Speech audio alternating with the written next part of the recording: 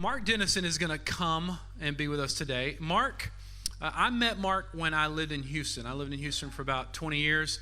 I met Mark while I was there. And Mark, he has been a senior pastor for 31 years. He contributed to a wide variety of organizations, including he was a chaplain for the Houston Rockets. He was a contributor to the C3 Global Network and the EXO Marriage Conference. He's been married for 41 years. In 2017, he and his wife Beth started a ministry called There's Still Hope Ministries. And it is a ministry for sex and porn addiction recovery. And they've been working with couples, with spouses, or men and women through that time. He's got a lot of letters behind his name as far as his certifications. But he's authored 13 books, and he also writes regularly for Covenant Eyes. He leads men regularly through recovery groups each week, and several of our refuge guys have actually been using his material to go through some recovery ministry at the chapel. So anyway, Mark, go ahead and come on up. Let's give him a hand. Mark Denison, as he comes and speaks to us today.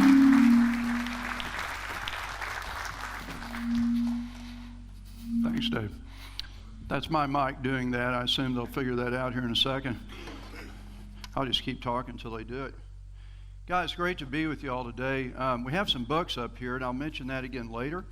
If anybody would like to pick up a book, I will talk about those. They're $10 each.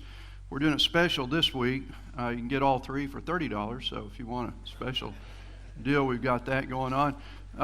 Dave, how much time do I have? Remind me. 40 minutes. Okay. So be done at 10 after, thereabouts? Well, 9:20. Okay. Yeah. We're good. Thank you.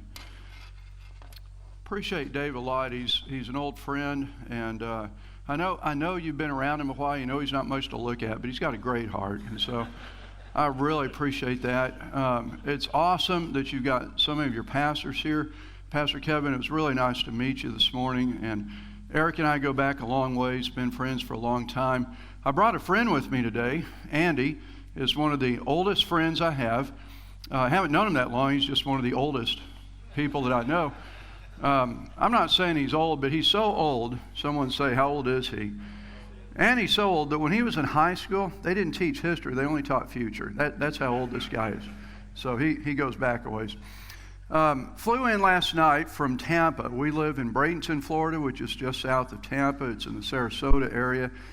And it was the worst flight I've ever been on in my life. We tried to land in New Orleans, and the turbulence was so bad, the plane is just shaking violently. People were screaming. I mean, I'm not kidding. It was unreal. They finally turned and went back to Panama City Beach, and by the time we got the next plane out, I could have driven here and been here quicker. So got in late last night, but it was okay because I was supposed to have dinner with Andy, and I didn't make it to dinner, but when I got to the hotel, gumbo was waiting for me, so that was fantastic. We've got great food in Florida, but we don't have seafood gumbo there, so man, that was awesome. I want to know who you are real quick. Let me ask a couple of questions. How many of you, by show of hands, I think I'm going to be overwhelmed with this response, how many of you are LSU fans? Raise your hands. Is that pretty much everybody, right? All right. Let me ask you another question. How many of you are married, but you wish you weren't? Okay, a lot of guys wish they weren't married. Well, the problem we're going to talk about today doesn't go away just because you got married, and you know that. So you have a handout on the table, and we're going to go really fast through 20 things in a moment. But if you're still eating, still drinking, I want to give you just a second to finish that by telling you a little bit of my story, how we got here, and then we're going to dive into this material. We're going to go through a little bit of scripture. We're going to go through 20 things today very, very fast. I know you love it when a pastor stands up and says, I have a 20-point sermon. But I promise we will meet our deadline. We will do that. I'm from Houston, Texas. Was raised in a family that did not attend church much.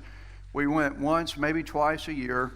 A bus ministry through our apartment complex is how my brother and I came to faith in Christ when we were teenagers. I felt a call to ministry when I was 15, began preaching when I was 17. Went to a Christian college and seminary, planted a church in Houston, pastored 3 churches, was doing all the things that you're supposed to do. One of the funnest things I did was to serve as chaplain for the Houston Rockets. I'm a big sports guy. And so everything was really good other than the fact that I had the secret side of my life. 37% of pastors struggle with sex or porn addiction. That's 3 out of 8. And I was one of those, but nobody knew my story because I didn't feel safe telling anybody. And then when I was eventually discovered by my wife, when she found some things on my phone that I just could not explain away, I had to get help or I was going to lose my marriage. Well, eventually I lost my ministry because I did something that's called a full clinical disclosure, which is where you write out your story, you share it with your spouse in the context of a therapist in a therapy setting. And I never deleted that document from my church computer where I typed it up. Someone hacked my computer, found it, and I was asked to resign. And so we left Houston area where I was pastoring and moved to Florida because we have one child. Our son lives in Florida, so we moved there. Sight unseen, never been to Florida. Moved there to be near our son in 2014. Had no idea what I was going to do. And so I did a lot of odd jobs. I delivered groceries for a while. I drove for Uber. I drove for Lyft. On Friday nights, I was driving all night. I just had to make money. And so I'm driving drunks home from the bars on Friday nights as an Uber driver. That's where I met your pastor. And so I was doing those things for a couple of years until God just put it on our heart, let your story become your ministry. And so I went back to school, got another master's degree in addiction recovery. We launched our ministry in 2017. I lead 9 groups every week, have 150 guys spread across 9 groups. One is an in-person group. I do 2 groups for pastors, a group just for doctors, and absolutely love it. I take guys through the 90-day recovery program, which is the book that so many have been using here. College students at LSU, which I'm thrilled over that. That is absolutely fantastic. And so the ministry is just going great. We absolutely love what we're doing, helping men who struggle in this area. We speak in a lot of churches, a lot of conferences, and my wife works with women. We do couples work. And man, I'm so thrilled to be with you guys today. So that's a little bit about my history and how we got here. Now I want to ask you, if you would, just grab a pen, saddle up, and let's go. I want to take you through 20 things that I want you to know about porn and sex addiction. And this is everything I've learned over these last 7 years and my entire life as someone who is a recovering addict, still in recovery today, and always will be. And so I want to just download this on you. We're going to go really fast. And if we have time at the end, we might take a couple of questions. We'll see how that works out. All right, fill in some blanks. Number 1, I want you to know this. The problem is worse than you think. The problem is worse than you think. The first book I wrote on recovery is called Porn in the Pew. And it begins with all kinds of data points about how many people in the church are struggling in this area. Now, so that you understand how bad it really is, and this goes to the second point we'll get to in just a minute. Statistics tell us that of all men across the United States, that basically 64% of them are looking at pornography at least one time a week, 64%. When you go inside the church, and this was a survey of evangelical churches, the number is 62%. So in other words, it's the same. Among pastors, it's 37%. Among youth ministers, student ministers under the age of 30, it's 60%. And it's really growing among women in the younger group. Of all sex and porn addicts under the age of 30, 40% of them are women, 60% men. And so the problem is worse than you think. Number 2, only 7% of churches ever address this issue. Now let me tell you how crazy that is. When you think about the churches that have wheelchair ramps, why do we do that other than legally we're supposed to? We know that statistically 98% of churches across America have accessibility for people that are physically handicapped, even though only 3% of the people in the churches need it. We provide it for 98% for the 3% who need it. And yet when 62% of the men in the church are looking at porn, only 7% provide anything for that. For people that are hearing impaired in the churches, we provide hearing apparatus so they can hear the message. Now, as a pastor, I notice most people that use them never turn it on, but they like to pretend they work. But we provide that for the very few who need it, and yet we come to this area and only 7% of churches have anything to offer. Number 3, the average age that a person begins viewing pornography is 11. Now, the reason the number is so low, and it's probably lower than that now, that stat is about 5 years old, is pretty obvious. It's because of the internet. When I was a kid, if someone wanted to look for pornography, they had to go looking for magazines. But there was a magazine you probably heard of called Playboy, which, by the way, when it was started, the person who started that borrowed money from his mother to start Playboy magazine. Playboy's been out of business for 20 or 30 years, but at its peak, the one year that more people read Playboy than any other year in the history of the magazine, today more people look at pornography on just one website in 3 days than the number of people that looked at Playboy in the entire year at its top year. So the internet has just gone crazy, and we can do statistics on that all day. The average age is 11, and so children are seeing this on the internet. They're not out looking for it, it finds them. I spoke at a Christian school recently, junior high group. So how old are junior high kids? 12, 13 years old. And it was boys and girls, a group about this size. And I asked the question, I said, I'm just curious, and I insisted that none of the teachers be in the room when I asked the question because I wanted the students to have total freedom to answer this. And I asked them the question, I said, how many of you have never looked at pornography? This is a Christian school, boys and girls, ages 12 and 13. Not one hand went up. Every single one of them had looked at pornography in a Christian school. That includes girls, 12 years old. Average age, 11. Number 4, porn is not a bad problem. Now, this is really important for us to understand because where the church misses it is we take a young man who is struggling in this area and we say, stop it, stop it, stop it, stop it, stop it, don't do that, God doesn't want you to do that, and we shame them as if that's the issue. Porn is not a bad problem, porn is a bad solution. And we'll break that down some more in a moment. It is a reaction to something else. It's an intimacy disorder. There are reasons for this, that guys turn to porn and sex addiction. It's not a bad problem as much as it is a bad solution. All right, number 5. The porn pyramid explains everything. Now, you're not going to find this anywhere. I'm going to write a book on this. I haven't done that yet. But after years of study and practical application, this is what I've concluded. Guys who struggle in this area, and we know that 62% of the men in this room right now do, and those are just the ones that admit to it, that there is a pyramid that's going on. If you want to draw this on your sheet of paper, just put a triangle like a pyramid with 4 sections to it, 4 layers. The top of the pyramid, those are the behaviors. And that's usually 3 things. It's typically pornography, masturbation, and actual sex, physical sex outside of marriage. And we look at those behaviors. There's a lot of other behaviors that can go there as well. I work with men that are cross-dressers, who have sexual identity crises, men that struggle in other areas of their sexuality, bestiality, sex offenders, those who struggle with child pornography. So there's a lot of behaviors. And we focus on that, and most therapists focus on that, and we want to do behavioral modification to find what, and that's good, I do that, to get people to quit doing the behaviors. But if we only talk about the top part of the pyramid, we're never going to get well. The second layer of the pyramid, and I'll go and give it to you even though it's later in the sheet, is that there are 5 basic triggers. And let me go and tell you what those are, and then this is also one of the next questions we're going to look at is the 5 basic triggers, which is number 6. These are the reasons people tend to act out. This is what triggers us. It's the word blast, B-L-A-S-T. When I'm bored, lonely, angry, stressed, or tired, I am more susceptible to unwanted sexual behavior.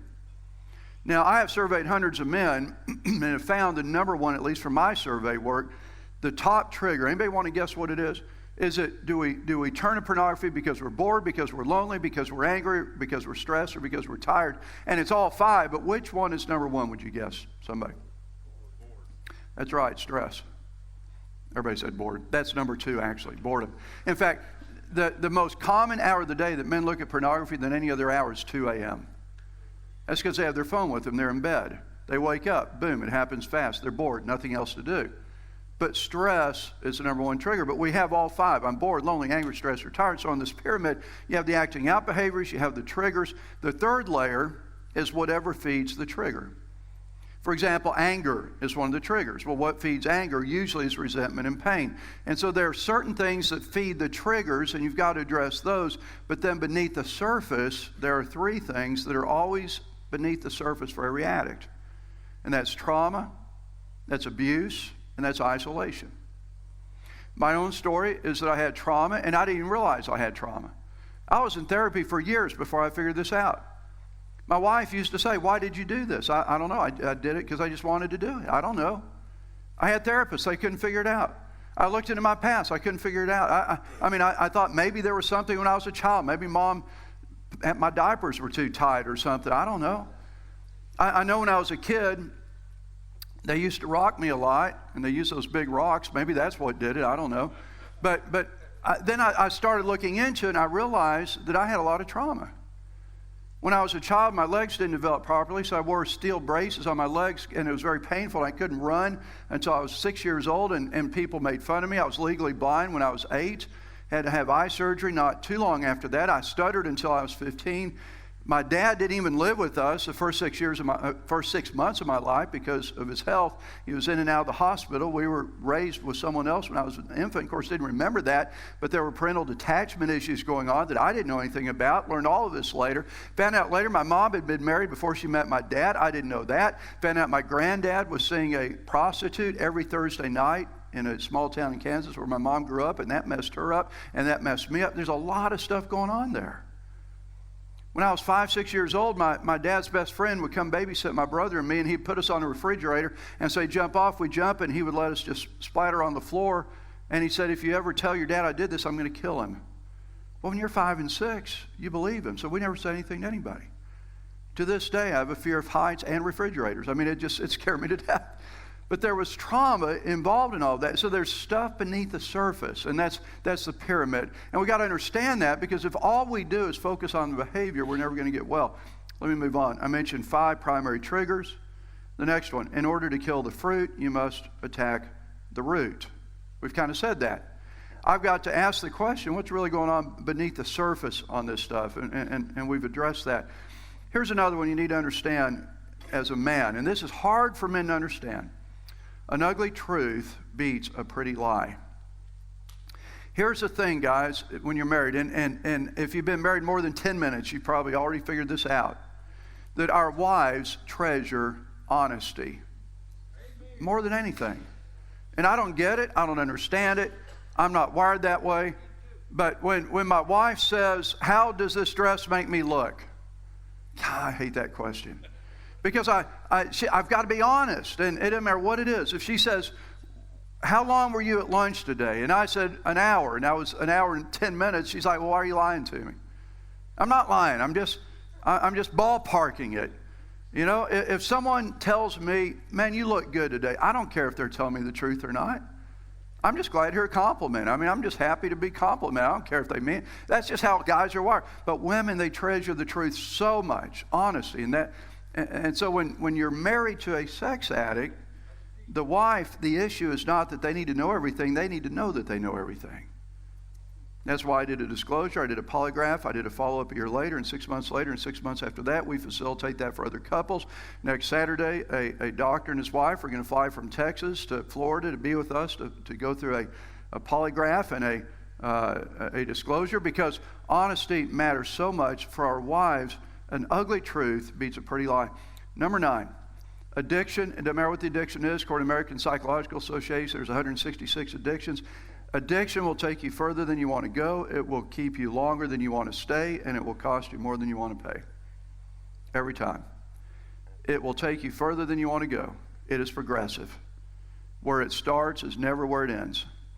I've got several friends that are in federal prison today because it took them further than they wanted to go. Every one of these guys, they dabbled in a little porn. And next thing you knew, it wasn't enough, so they looked at more porn. And then they hooked up with women. And in some cases, they looked at child pornography. Now, here's the deal about child pornography. And I don't understand what I'm about to tell you. Some of you guys that are tech wizards will understand this. Everything you do online is monitored. I've got a friend call me yesterday. He's a doctor that lives in Panama City, Florida area. We went to college together.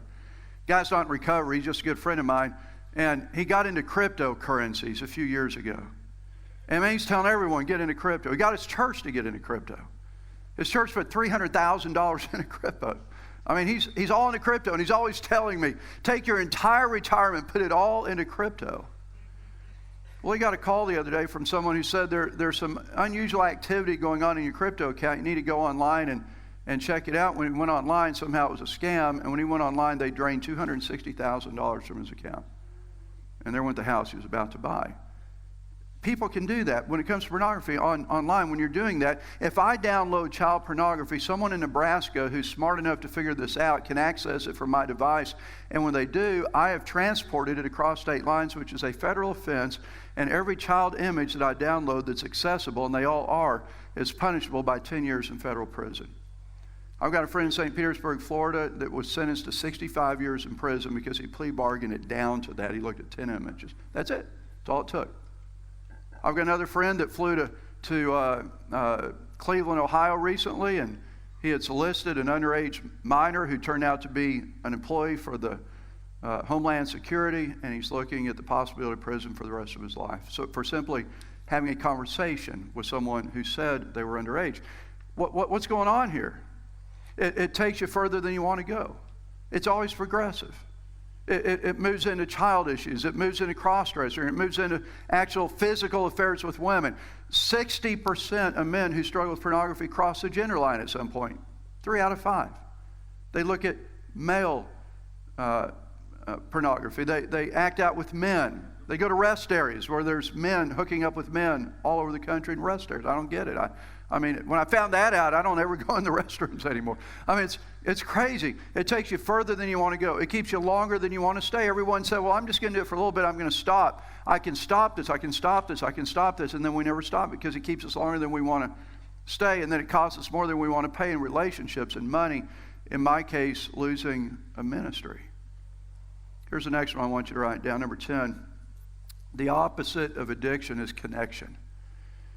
So if you're struggling with pornography or any other addiction, what I'm saying to you is don't try to get well, try to get connected. And that's what I love about the groups that you're going to start. Get connected with somebody.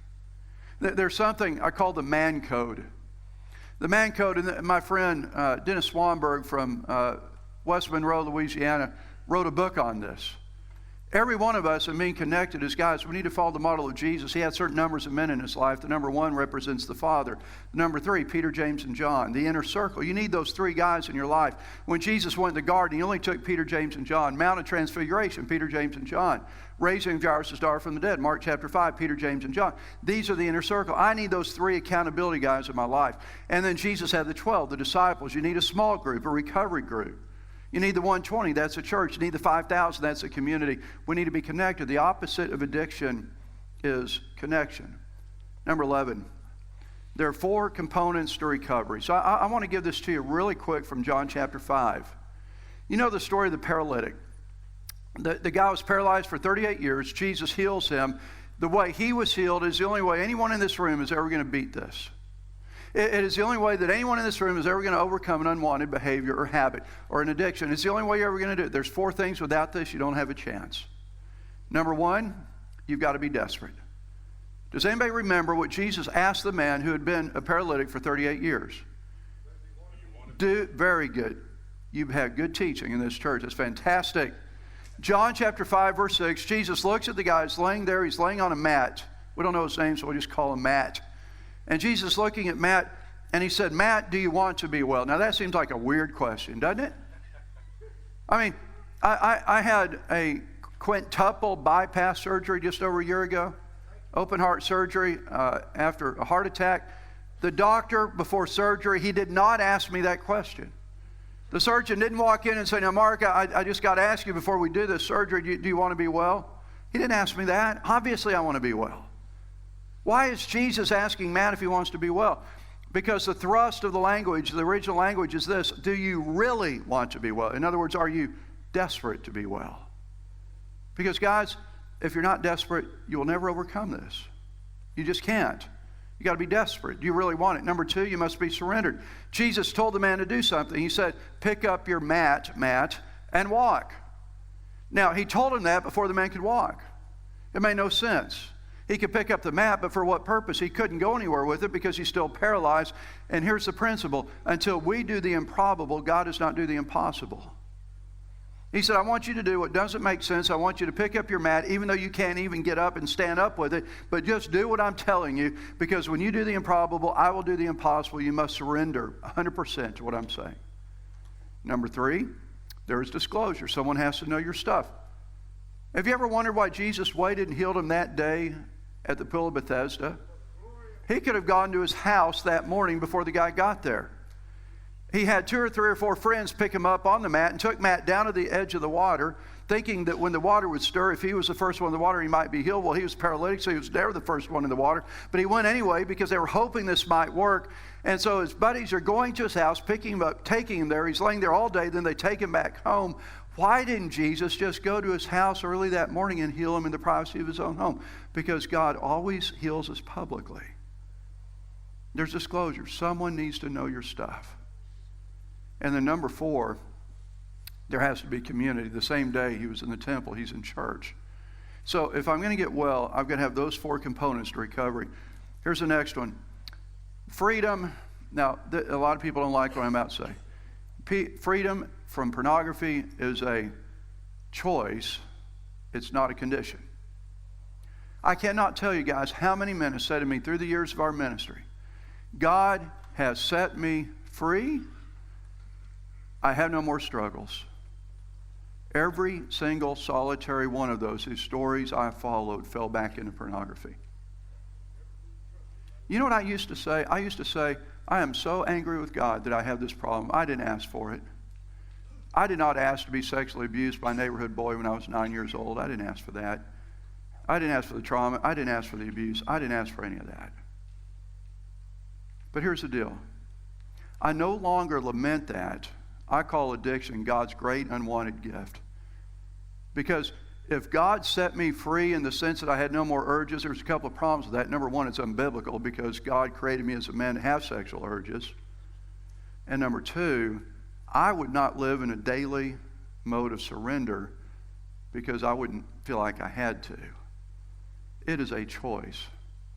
The last time I acted out, my sobriety date is January 29, 2015. And the only reason that I've been sober for those 9+ years is because every single day I surrender to God all over again. And I say to my wife, I'm not telling you I'm never going to act out again. I'm just saying it will not be today. I am free because I choose to be. It's a choice. It's not a condition. Here's the next one. Write this down. I think it's 13. There's always free cheese in the mousetrap. What does that mean? You ever catch a mouse with a mousetrap? My wife puts mouse traps up in the attic. And my job once a year is to go up and remove the mice in the mousetrap. Boy, I hate that day every year. I don't want to look at that poor little mouse with this little face smashed down. It's horrible. And if you wait a year, and we caught him 11.5 months ago, guess what he looks like now? I mean, it's horrible. I'm praying for the mice. I'm like, God, let every mouse survive my wife's evil scheme because I don't want to deal with it. The mouse didn't do anything wrong. But why? So why do they keep falling for this? It's like when you fish, and I've always wondered why a fish ever takes a hook when his buddy just took the last hook, and he sees his buddy go pop it up in the air, and he never sees him again. Like that ought to be a hint. But the fish, they keep falling for it. The mice keep falling for it because the cheese smells so good to the mouse and it looks so good to the mouse and they enjoy it for a very short period of time and then boom, and it's over.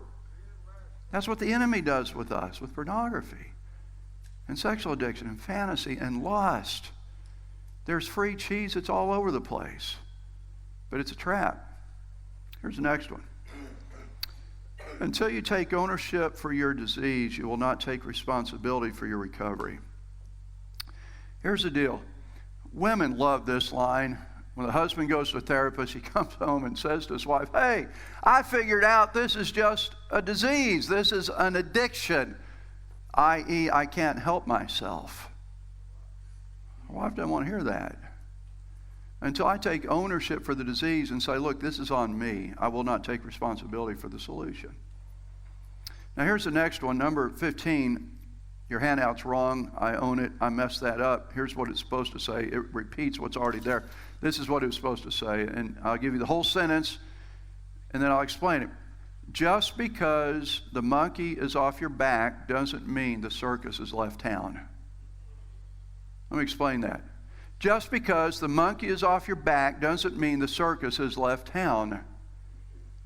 Just because you're walking in freedom, just because you haven't looked at pornography in a while, just because you haven't masturbated in a while, just because you haven't had an affair in a while, just because you haven't lusted after a woman in a while, just because you haven't fallen, just because you haven't failed, just because the monkey's off your back doesn't mean the circus has left town.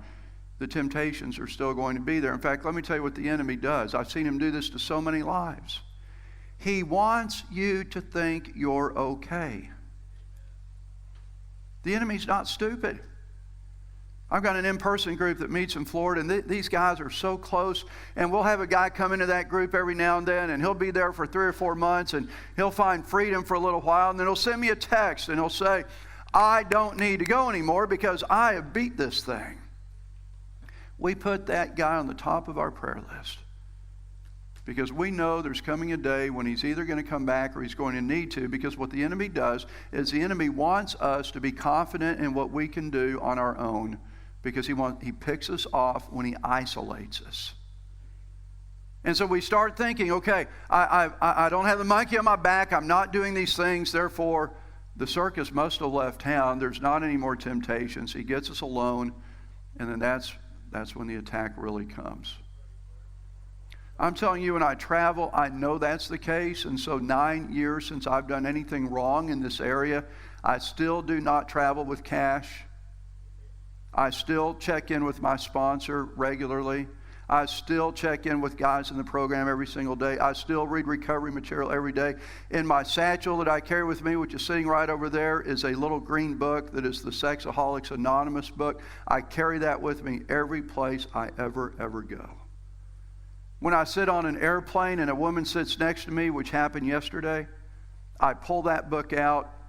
If there's any conversation that comes up, I start twirling my wedding ring. I bring my wife up into that conversation because I know that the circus has not left town. And I want to go further than that and say, pray for your pastors. Because if the enemy can bring a pastor down, he will destroy the church. And they will be under more attack than anyone. I discovered as a pastor for 31 years that when you're a pastor, you're more attractive to women than when you're not. Because women feel safe with pastors. Women share their struggles with pastors. Women go to pastors for counseling, and pastors are relational, and pastors connect well, and pastors want to minister to people. And I hate to say that to the guys here that are pastors, but you're not as good looking as you think you are. It's just, you're special, you know who you are. It's women are attracted to that. I'll tell you something crazy. Years ago, we planted a church in Houston. I was there 18 years. I used to play a lot of tennis, and there was a woman in the church that was stalking me, and she was very attractive.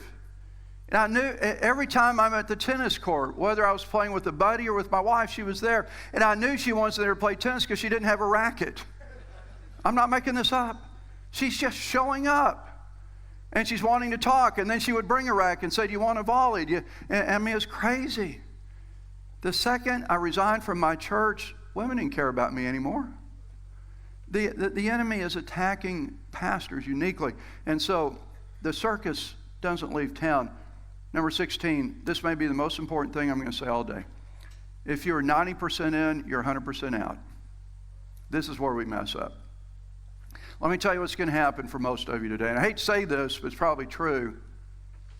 I spoke at a church in New Jersey recently, and there were 300 men at the event that night and 800 in church the next day. One of the services is a Korean-American church.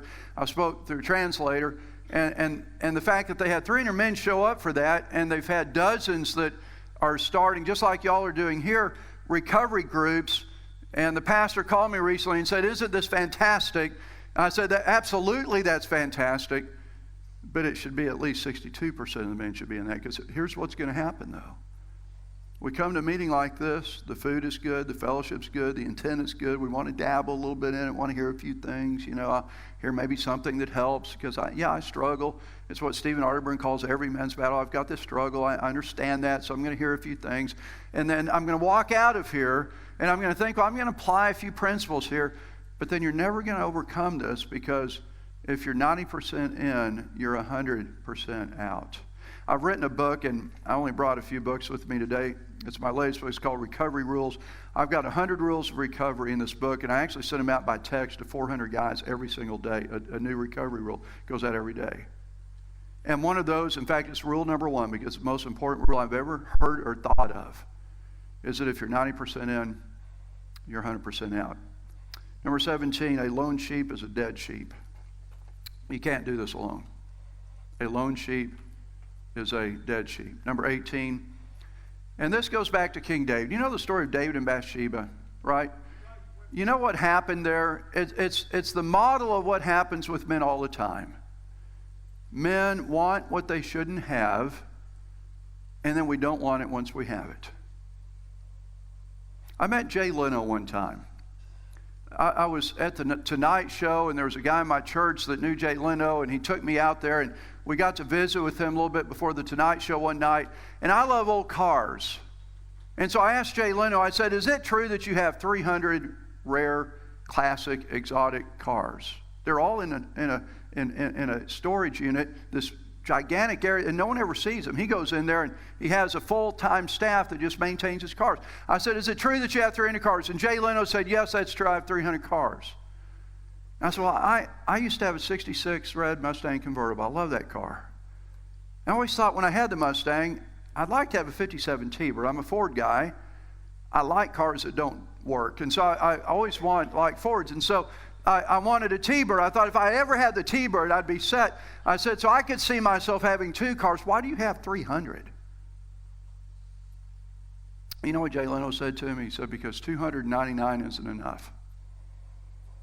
That is exactly how men are. We want what we shouldn't have. We don't want it once we have it. It's never enough. I think if I could just get more of this, I'll be happy.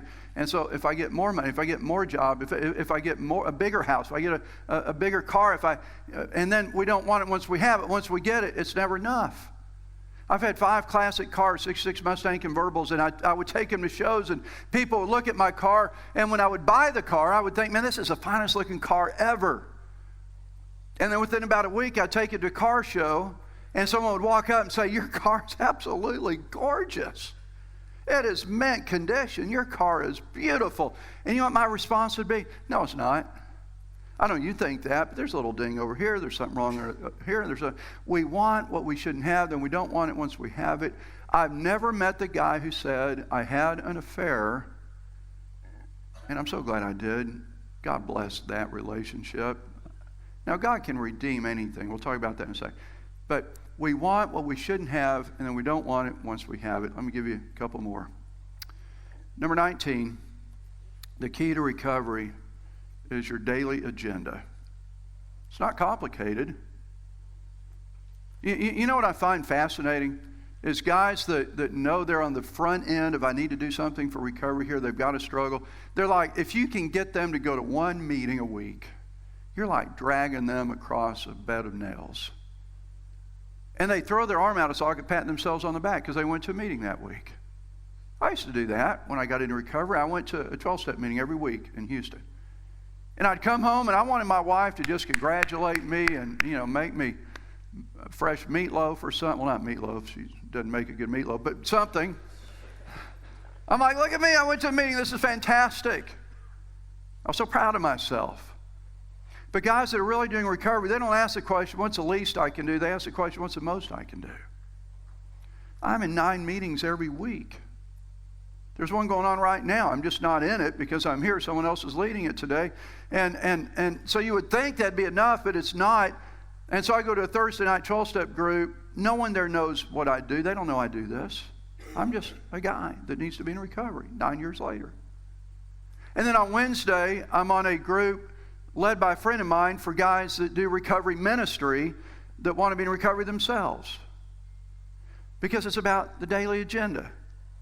Every morning before my feet hit the ground, I pray the 3rd-step prayer. I pray the 7th-step prayer. I pray the serenity prayer. I read something from recovery. I read 3 devotions. I do those things every morning before I ever get out of bed. I pray certain prayers 3 times a day. I have an agenda, a routine that is huge. And everyone I know is the same way.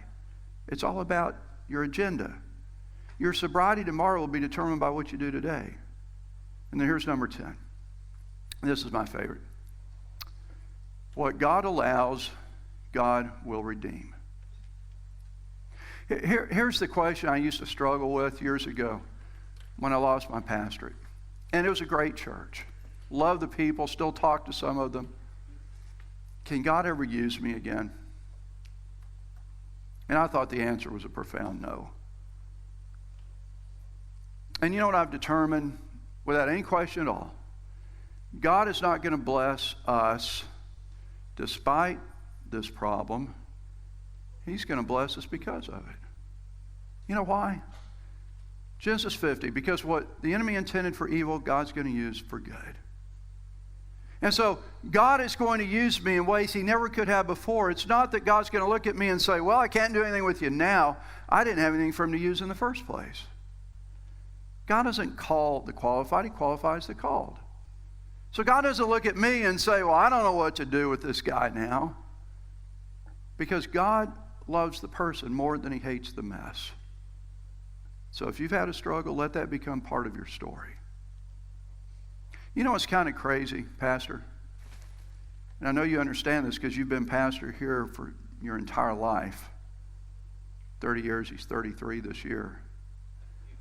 Is that every church I pastored when I left, there's 3 of them, they somehow miraculously survived. They always do. They don't need me. But there's not a lot of people doing what I'm doing now, especially pastors. And so if you've made mistakes, and we all have, if you're struggling in this area, most of us do. If you have an addiction, a lot of you do. God's not going to use you despite what you've done. God's going to use you because of it. Amen. I praise God for that. All right, I want to tell you about a couple of resources. We've got some books down here. As Dave said, I've written 13 books. I didn't bring them all because I didn't have that much space. The 90-Day Recovery Guide, I didn't bring one of those because many of you already use it. I should have, just to hold it up so you could see it. I think I've got one right here, actually. Thanks, Dave. 90-Day Recovery Guide, and you can get these on our website, and they're all like 10 or 15 bucks, something like that. So this is the book that so many of you are using now, and I think others are about to. I've got 5 copies of each of these 3 books. I'll just mention them to you real quick. If you'd like to buy them, they're 10 bucks each. I'd rather not have to travel back home with them. Recovery Rules, 100 Rules of Recovery. Jesus and the 12 Steps. Now, what I did with this was I took each of the 12 steps and found a biblical encounter of Jesus Christ with a person that was literally a picture of each of these 12 steps.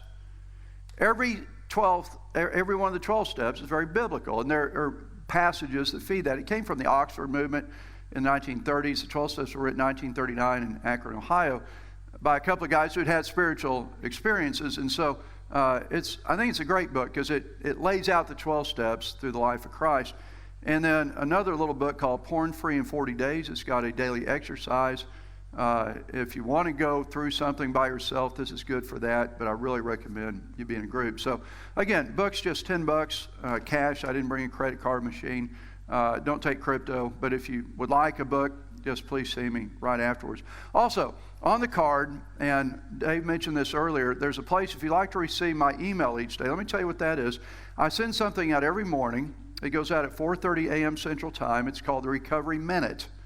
And it's called a Recovery Minute because it's about recovery. It's a devotional. There's a Bible passage in there. It's a short devotional about recovery. And it's called Recovery Minute because it takes 1 minute to read. It's very short. Now, Dave said he's able to read it in 5 minutes, so he's an overachiever, but most people get it done in 1 minute. So it's very short. It's 200 words, something like that, every day. If you'd like to receive the Recovery Minute, just give me your email address. I'll add you to that list. Would love for you to have that. And the last thing I want to mention to you is that we have a website, there'sstillhope.org. And if you'd like to know more about what we do, if you'd like to be in one of my groups, would love to have you in one of the groups. We're about to start 2 more groups because it keeps growing. I lead every group myself and would love for you to be a part of that, there'sstillhope.org. You can find more of our resources there, people that have endorsed us, and a little more about our ministry. So love for you to check that out. All right, I was asked to be done by 20 after. We did it by 5 minutes. Do we want to take 1 or 2 questions possibly? Is that okay?